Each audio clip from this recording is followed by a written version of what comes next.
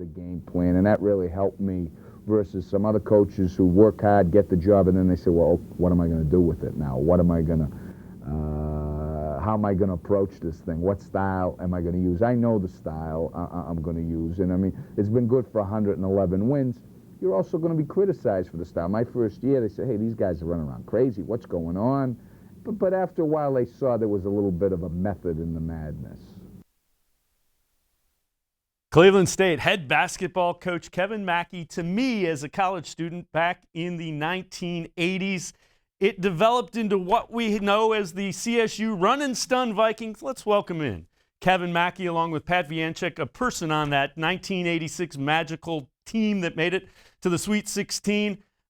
Coach, first of all, thanks so much for taking a half hour of your time when you were a busy coach at CSU for a college kid trying to get into the business.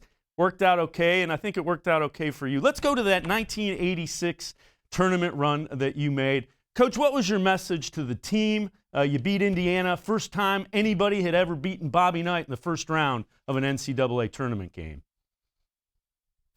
Well, I always told the kids, play hard, play unselfish, play smart, and we had a great system.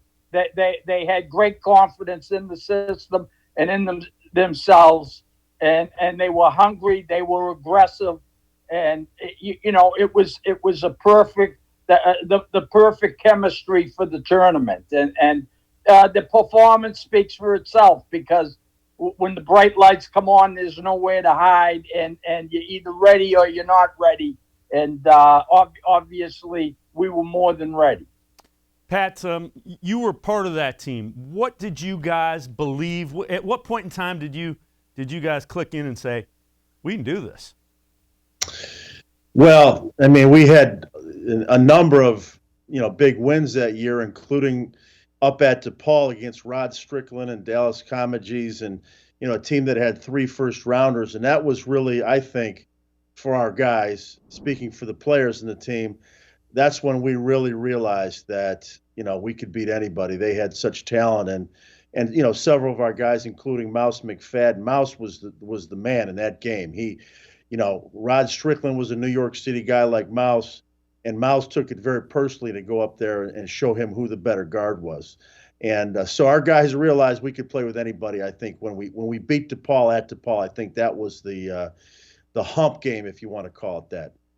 Coach, when you look at playing Bobby Knight, you were a 14 seed. It wasn't a guaranteed bid. The AMQ8 was not old enough as a conference to get the automatic bid.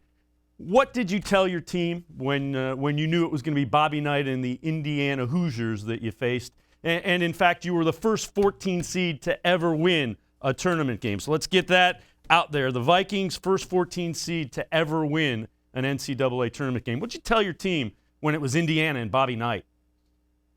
I told them this is your opportunity.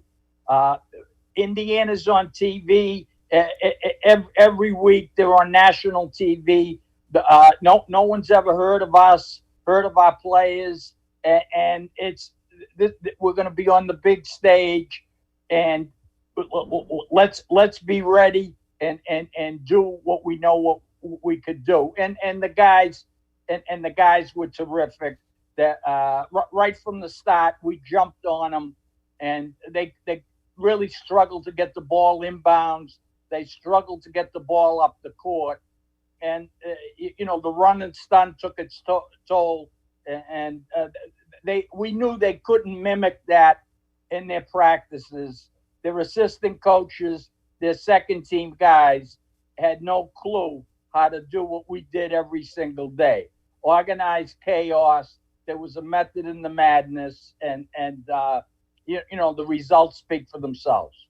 What about the way the city responded? I'll ask both of you that. Coach, let's start with that. The way Cleveland responded to that win.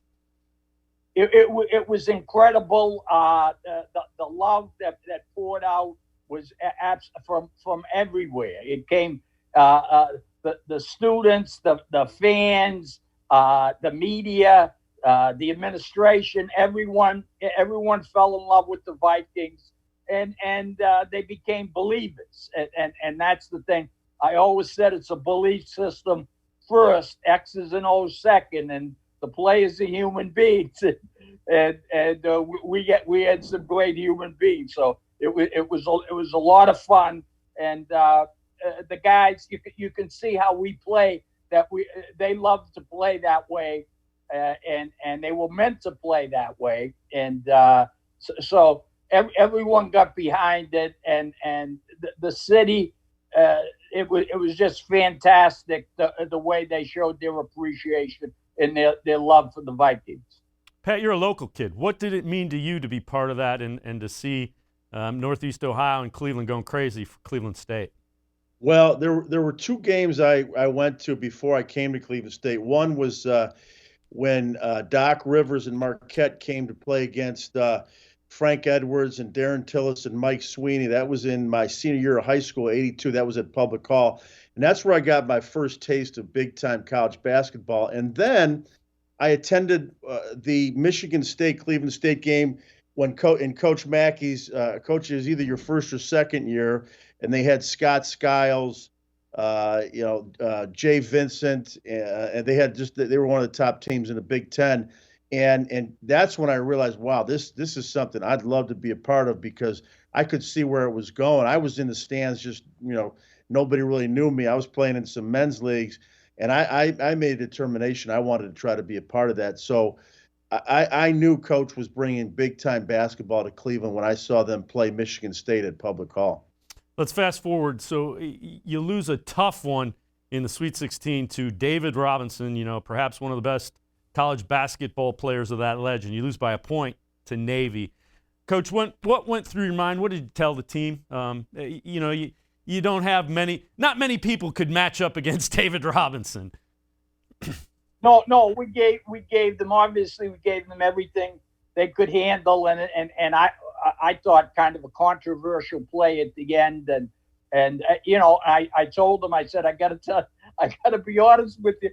I said, we let the game be too close at the end. They weren't going to give it to, they weren't going to take it away from the United States Naval Academy and give it to an inner city school from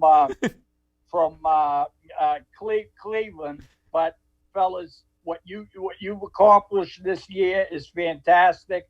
It'll change basketball forever in Northeast Ohio. I believe it did, because now there was the idea, hey, you can do it. And what happened at Cleveland State, they bought the Holiday Inn, turned it into Viking Hall, and they built a new arena on the campus, and the whole thing. It was a fabulous experience, and the town was great. The way they opened their arms to us.